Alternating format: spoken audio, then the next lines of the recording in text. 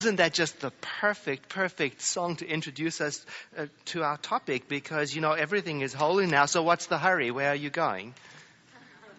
Isn't that true? Absolutely. It's one of the central points of our philosophy. Everywhere, all the time, everything is in the right place, at the right time, successfully engaged in the right activity. Where are you going in such a hurry? Isn't that fantastic to consider? Every year, the staff at the center, we sit down and we make a decision to declutter our schedule. Too many events. And then we have success for about a week. Have you seen that happen in your own life? As slowly, it creeps back in, just the pace. It moves in, speeding up, more things to do, and fewer minutes in which to do it, and more urgency piled up. And then I notice, I don't know about you, but when I'm rushing ahead, then I don't have time to be in the present. So how would I know if anything's holy? Yeah, and then I miss the very things that make life beautiful and holy, because I'm just all into this. I remember reading somewhere that impatience is just another word to describe being in a hurry. I get that. Impatience to me is the same as going too fast. And if I'm going too fast, then I don't have time to be patient because I'm in a hurry. And have you noticed that it's very difficult to experience love, deep love, when you're in a hurry? Have you tried?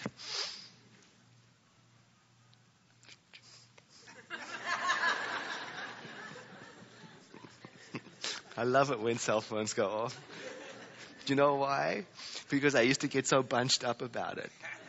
And you know what now? I love it so much is one day in the 8 o'clock service, in the silent meditation, I'm sitting there all holy, and my own cell phone went off. And so it's just, that's life. So beautiful. Anyway, back to rushing through life. I notice that when I'm rushing through my life, I become very preoccupied with everything I have to attend to. And when I'm in that mode, it becomes easier and easier for me to miss more and more. That's how it is.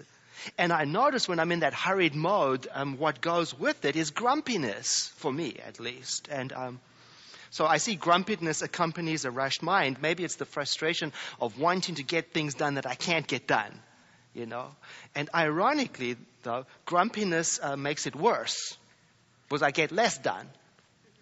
Because have you noticed grumpiness is repellent and alienates people. And so then the things I'm rushing toward or rushing away from is, go away. And so rushing and grumpiness have the effect then of delaying things further because of the friction it causes. Maybe you're already knowing this from your own experience. Well, anyway, today we're looking at the value of slowing down in the midst of a world that seems to want to hurry up. Go faster, be better, do more, efficiency, compete, get ahead, never quit. I notice that when I'm in my car and I go faster and faster, the faster I go, the less maneuverability I have, and the more dangerous it becomes. It's not right or wrong, I suppose. It's just the way of things. When you're going very fast, you have less choices. And the result of moving so fast through life is that I see sometimes my everyday experience of my life doesn't match what my heart is yearning for, that soul experience. Fast doesn't deliver to me what I want to live in. So the first step, I notice, in remedying the situation is to slow down the mind, because it's the mind, not people and not situations. It's the mind that drives that constant sense of urgency, and relentlessly so.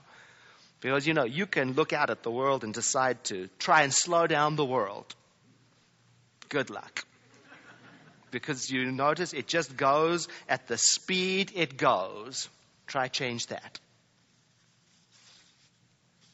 What we can do is slow down the pace of our day without sacrificing creativity or participation. We won't become lazy through this practice. We can slow down the pace of our mind and we won't become isolated. We'll have deeper relationships and more connectivity. We can slow down our attention so that we can really experience what is holy and see again, as if for the first time, things that are present that perhaps before we just rushed by. One of my favorite authors writes, "It was the secret of Gandhi, who worked for selfless causes 15 hours a day, 7 days a week in his 70s, but never got exhausted because he said, 'I'm always at rest.'"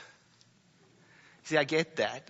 The silence, the rest, fuels the activity. It's not the other way around. The activity fuels my recreation. We got it upside down. If I work hard, then I can be rewarded with a vacation. Take a spiritual vacation so that you can be blissfully engaged in the world.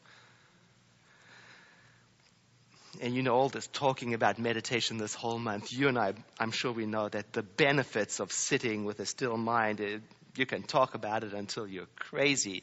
You can even believe it. You can even understand it, but it means nothing until you do it. And the good news is you don't need a special education. You don't need a talent to sit and forget. You're probably doing it right now.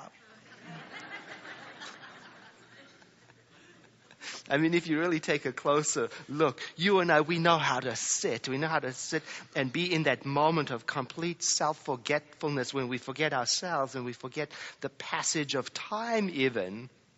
And typically, it's in those moments when we are wrapped up in doing something that we love doing. And usually in moments like this, we're typically very happy, very contented, very peaceful. And to me, it's the sensation as if some part of me has come to a temporary pause, a stop. Maybe it's what some Buddhists call the state of no mind. Paying no mind to anything. There's a helpful metaphor to me, that of driving a car. Think of your body as the vehicle. That's your car. And your mind is the engine. And you are the driver. See, now some people think, oh, well, my mind is the driver. That's the problem. Because if you're the driver, then what I take that to mean for me is that, well, then I know how to go faster. I know how to go slower. I know how to park. I know how to turn the engine off. I know how to take the keys out. So let me do that. Because what I really do, what is more accurate, is often I just leave the car running, idling. There it is, keys in the ignition, polluting the air, wasting gas, until some opportunistic thought jumps in and drives it off. And there it is, gone. Have you ever had your vehicle stolen by an opportunistic thought? You know what I mean. There it's gone. I remember when my car was stolen. I came back from a flight in Southern California, and I arrived at the Oakland airport, and it was so awful. I mean, such a feeling of helplessness. I walked up and down past the empty stall. It was gone. And it made me, I remembered it because I was thinking about there are times in life now when I feel like my car has been stolen and somebody else is driving it around recklessly. because now there's no time for me to examine what's driving the vehicle. What's the driving thought? Does it have a license? Is it under the influence? Is it old enough? Is it mature enough? What's it doing? No time to investigate. Should it be the driver? So turning off the engine and parking it really just means nothing more than having quiet space in your life. Having it available where there's wholeness available to you. Some space in your life where you don't need anything outside of yourself because you've got everything right there. And a moment in your life where you're not being driven to change something or move something or correct something.